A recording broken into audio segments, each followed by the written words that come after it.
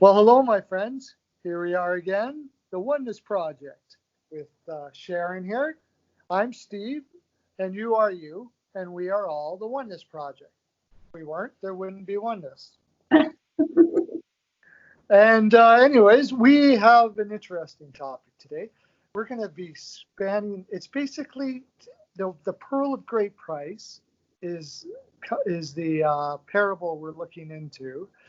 And we're also asking a question, is there good and bad? Those two things. And they kind of go together. That's why we're doing both of them at the same time. So without ado, we'll go to Sharon, who's got a few scriptures she'd like to bring up and kind of explain where we're going here. Sharon, go at her. Have at her. Okay. All right. I usually like to begin by laying the foundation that, we cherry pick the scriptures, just so listeners know that. We choose not just the scriptures, from life in general. We extract from life the things that support our oneness idea. Okay, so bear that in mind as you listen to us. And I'm sure many of you, if not all, will have opposing ideas to ours. But this is just to let you know what we're doing and where we're coming from. Okay. So the question of is there good or bad? I'm going to start in Matthew chapter 13 and verse 45 to 46 as kind of the background, because I'll just read it. It says, again, the kingdom of heaven is like a merchant seeking beautiful pearls, who, when he found one pearl of great price, went and sold all that he had and bought it. So that pearl of great price to us is peace. You might say Christ, because Christ is the Prince of Peace. This is our pearl of great price in this oneness message. So all our videos, everything that we say is directing ourselves, because we do these videos for ourselves as well. And those who are ready to hear this message towards the pearl of great price, which is peace. Now, when it comes to whether there is the idea of good or bad, I think I want to start at the beginning, meaning in Genesis. I'm not going to read anything, but I'm just going to bring to your recollection the fact that in the beginning, we were warned not to eat of the fruit of the knowledge of good and bad, or good and evil. Why did God warn us? Because he knew that when we start believing in good and bad, we're going to go down the path of, Steve always says, Gehenna. Gehenna? I'm not saying that right. Or hell. We're going to be in unrest. We're going to be outside of peace. We were first in this garden, beautiful Garden of Eden, as it says in the scriptures, where there was just peace. But then once we ate of the fruit of that knowledge of good and evil, we're kicked out of peace. So now we're finding our pearl of great price, or we have found the pearl of great price, and our goal is to hang on to that pearl, you might say. Other supporting scriptures, one would be in, Acts. Let's go to Acts chapter 10, verse 15. This is Peter. Peter had a vision, where Peter at the time apparently believed that there were some food groups or animal products that were bad and shouldn't be consumed.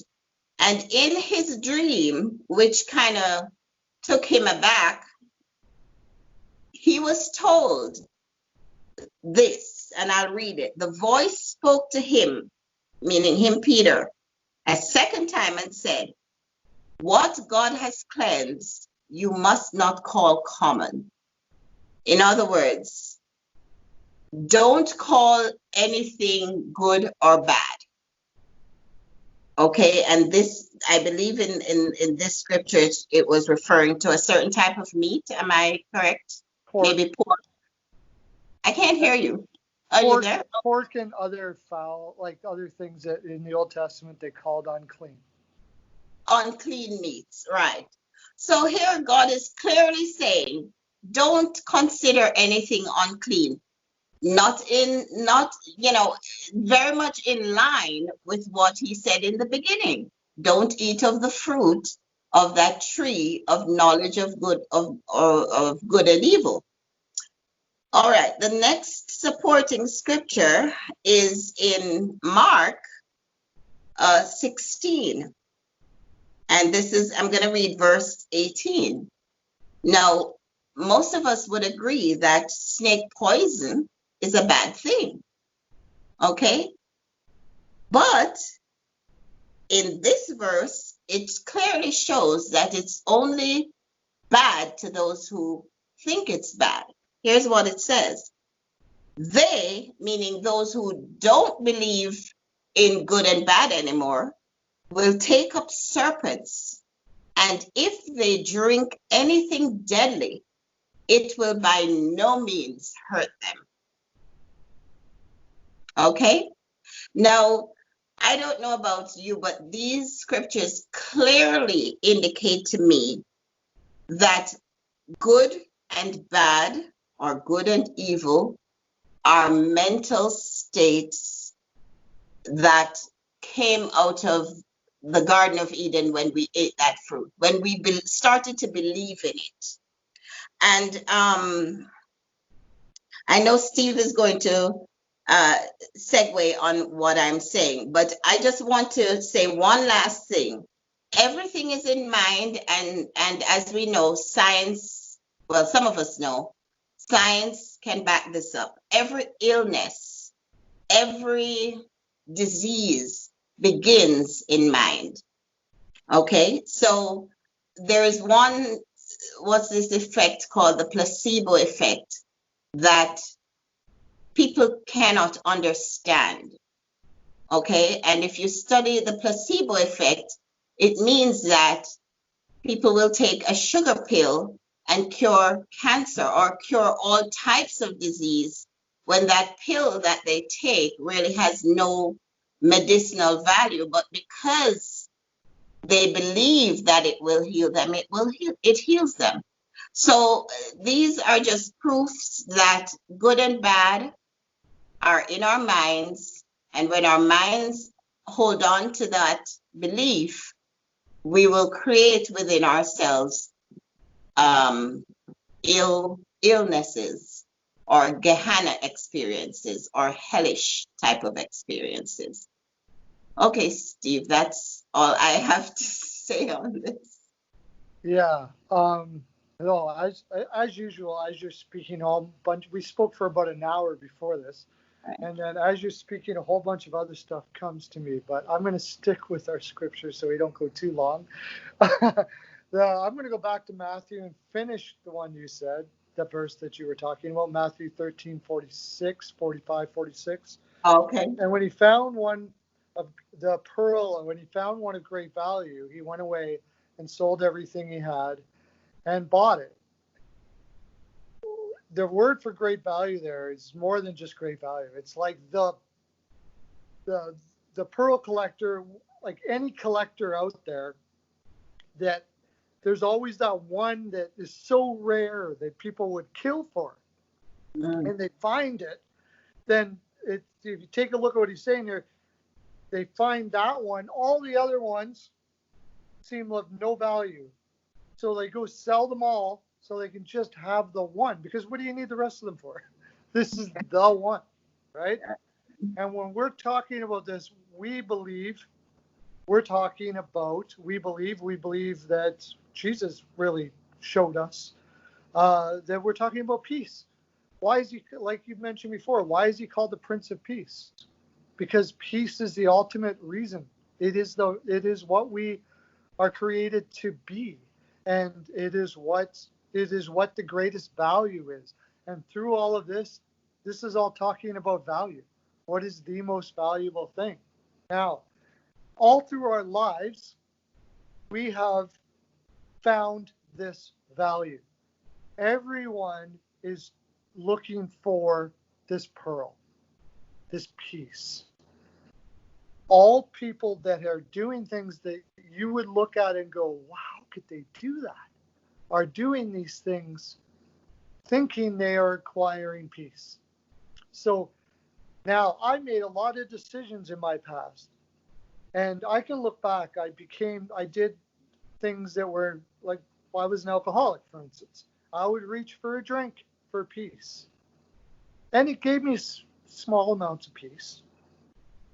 It did. In fact, you could say it probably kept me alive in a lot of ways because I had suicidal thoughts and all of these things.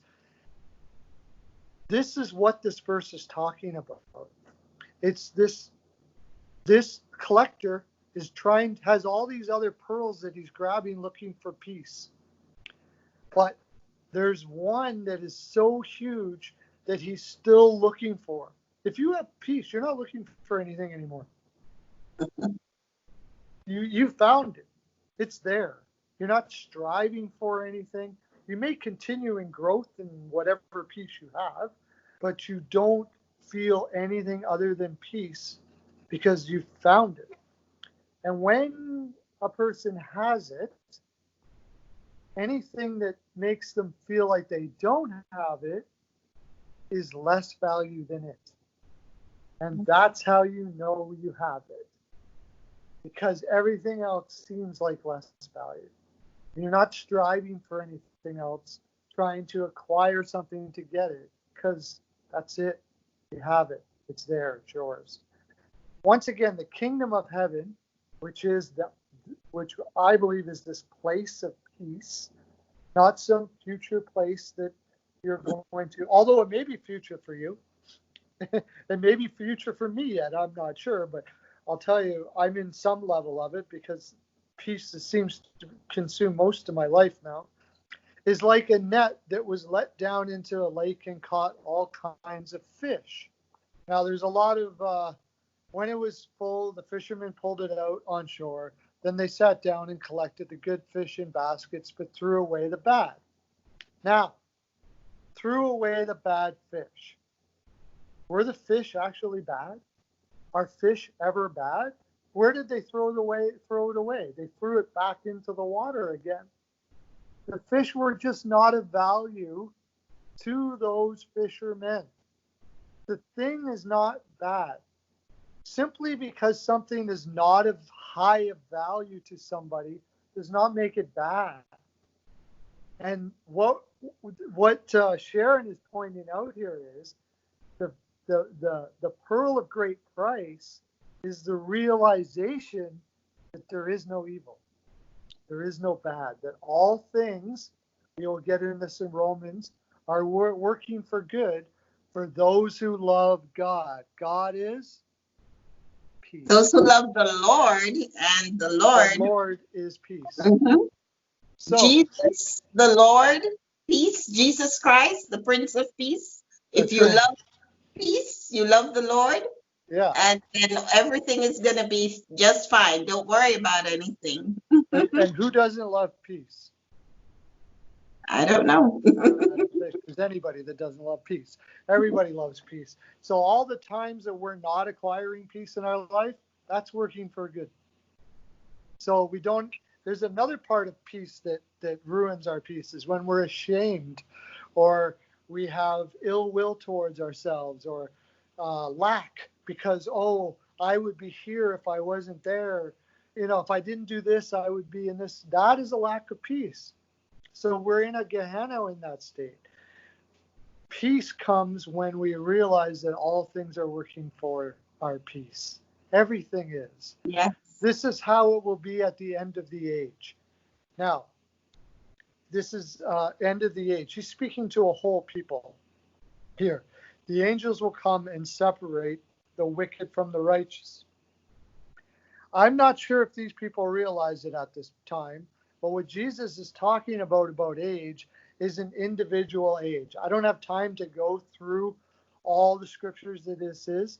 The age is individual for each person.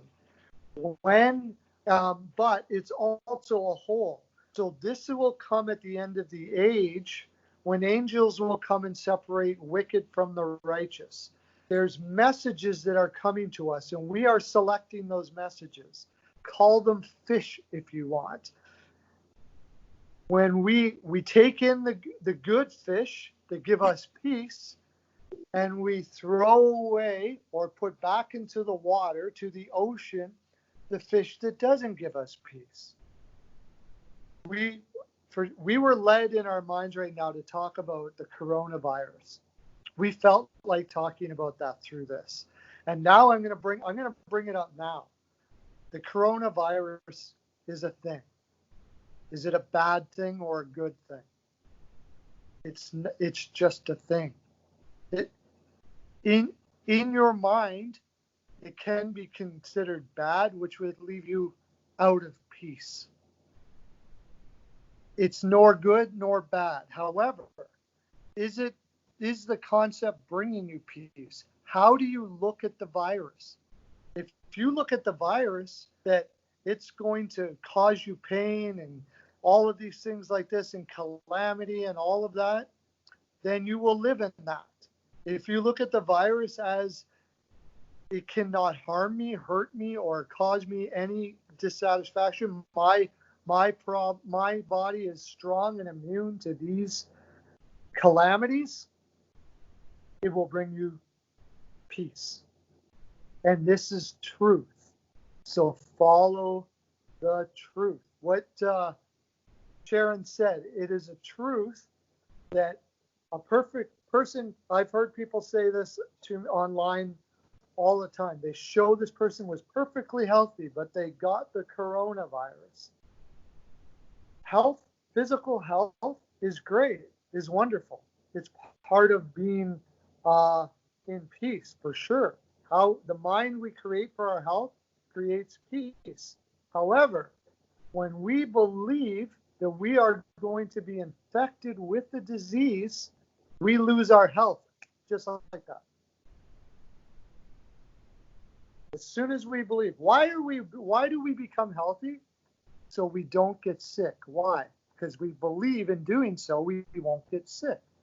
As soon as we start believing we will get sick, our health is gone. And science does prove this, where if people, especially in panic and anxiety, in fact, cancer at one time was called the worry disease. They no longer call it that. Remember that? It was called the worry disease. It was. And for a long time, it was called the worry disease. And the masses generally believed that the more worry you have, the more likely you have cancer. And there was a reason for this, because there were studies to show that it was true.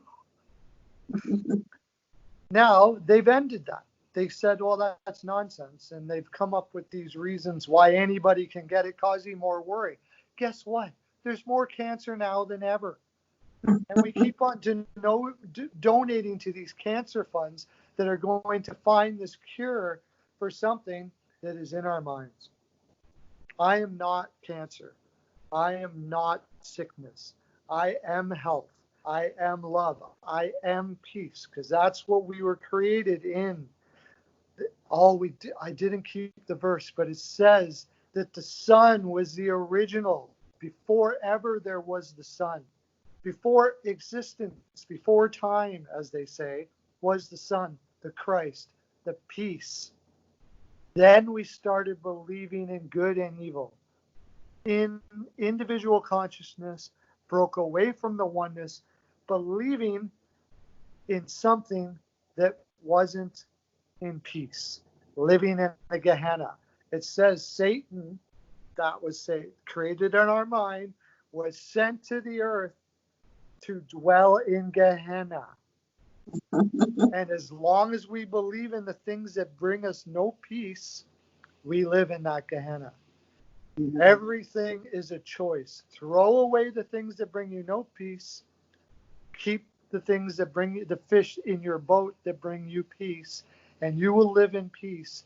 And I will tell you this: you will not get sick. You will not. Will you die? No. Death is a concept. We don't die. We may leave into some other place, but we don't die. There's no such thing as death. That's all in our mind. Everything is in our mind. And this is the peace that defies all understanding. And this is the pearl of great price. Try it, is all I can say. It's like anything, right?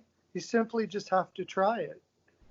Inside of you, if you really want peace, believe in the peace that you have, and that peace will be.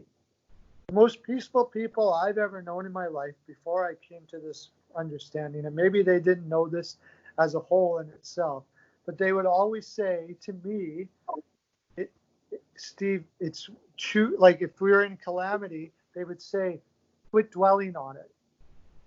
Mm-hmm. It's not so bad. You've heard that before? It's not so bad. And people will say, well, you mean it's not so bad? Yes, it is. And you're right. If you think it's bad, it is. If it's not, it isn't. There is no such thing. All things work for good. Anyways, if you're in that state of anxiety, I love what you said in that last video we did. You said, celebrate that anxiety, because without it, you wouldn't know what peace is.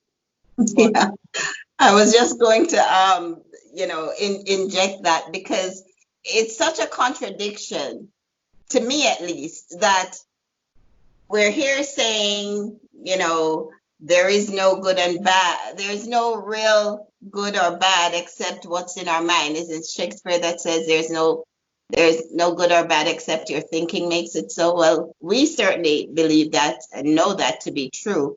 But here's one thing I want to say since we're on the coronavirus topic. We're not here suggesting to anyone not to wear your mask, not to wash your hands, not to do all of that, because we know that if in your consciousness, if you think to any degree that you could or that you are vulnerable, let's say, to getting the virus, then follow all the steps and procedures to prevent yourself from getting it. The mind needs that. Okay, so do that. We're encouraging you to do that. But at the same time, we're saying what the scripture says, and I read that before, that snake poison is probably just as bad or worse than the coronavirus. But for those who do not believe in the idea of good and bad, they can drink snake poison and it will not affect them. There is a state that is that. A lot of us aren't there. And I'm not saying for myself, I will never get the coronavirus. But I can tell you this, if I get the coronavirus, you can guarantee that something was going on internally in my consciousness that took me outside of that perfect state of peace and balance, that caused my immune system to weaken so that the coronavirus could harm me. Okay? So this is how it works. I don't know that there's any other way of saying what we're trying to say here, Steve. Do you have anything else to add? I was going to go to Romans, but I changed my mind. I'm going to quickly go to Matthew 7:15, where it says, watch out for false prophets. They come to you in sheep's clothing, but inwardly they are ferocious wolves. Now, the false prophets here are generally talking about people, but it can also be applied to thoughts. Prophets are words, put words out into the environment that goes into our thinking. By their fruit, you will recognize them. Do people pick grapes from thorn bushes, figs, or thistles? Grapes don't grow where worry is, or where pain is, or where thorns are, or where difficulty is. Figs don't grow there. Good fruit, sweet fruit doesn't grow where anxiety is. Likewise, every good tree bears good fruit, and every bad tree bears bad fruit. Now here we go, the good and the bad here again. A good tree cannot bear bad fruit, and a bad tree cannot bear good fruit. Every tree that does not bear good fruit is cut down and thrown into the fire. Thus, by the fruit, you will recognize them. Now, what this is talking about with good and bad is simply peace and not peace. Everything that brings peace comes from a certain knowledge. So if we don't have peace within us, if we have anxieties, we only have to look into what is we're creating the anxiety. In other words, why are we afraid? Then we can look that knowledge will be, whatever that knowledge is, we turn it into our minds till we find peace. And then you have the truth. What happened, unfortunately, has happened in the world as we are in the individual consciousness. We have went looking for the thing to acquire peace. In other words, what line of thinking creates peace is good. That is a good thing. What line of thinking creates peace, but not what activity creates peace. In other words, I am out of peace, so now I need to find something to give it to me. No, it's simply what your mind is. The peace is what you create in your mind to be. Whatever that is truth. That's going to seem crazy to some people. For coronavirus, the peace in your mind, in my mind, is I am not getting sick, nor am I making other people sick. That is my peace. And to end the story, to end this, I'll tell you something. My wife is a nurse. She works in a seniors home here in Edmonton. All the places around her, all the senior homes around this in the North End, every one of them has a case of the coronavirus. My wife and I have said every day to my car, in our truth, in our peace, we know that we're not getting the virus, nor are we giving the virus. My wife still wears her gloves. My wife does all of that. By the way, I do that as well, more for other people's peace than my own, because I want people to feel at peace in their fears. So I do that for them. There's been not one case in her seniors home. Not one. No nurse, no person has a case. And I believe that is because we created the peace first. Create the peace, be the peace, and the peace will continue. That's the pearl of great price. The pearl of great price. Anyways, I got so much I could say. I'm sure we're going to continue on about this. We try to keep it to a half an hour, though. And thank you for those that are following us every day. I forgot to mention in here to subscribe, hit the bell. Please comment down there. Having encouragement helps everybody. It brings peace. So we could use encouragement. If you just say, hey, thanks, or love your show, or whatever, that's wonderful. Or you can say, you guys are nuts. And that's fine too. We'll talk to you too. Dislike if you don't like. Tell us all about it, because all things work for good. What you think is not bad, it is all good. Yes. Lots of love to all of you. Have a good one.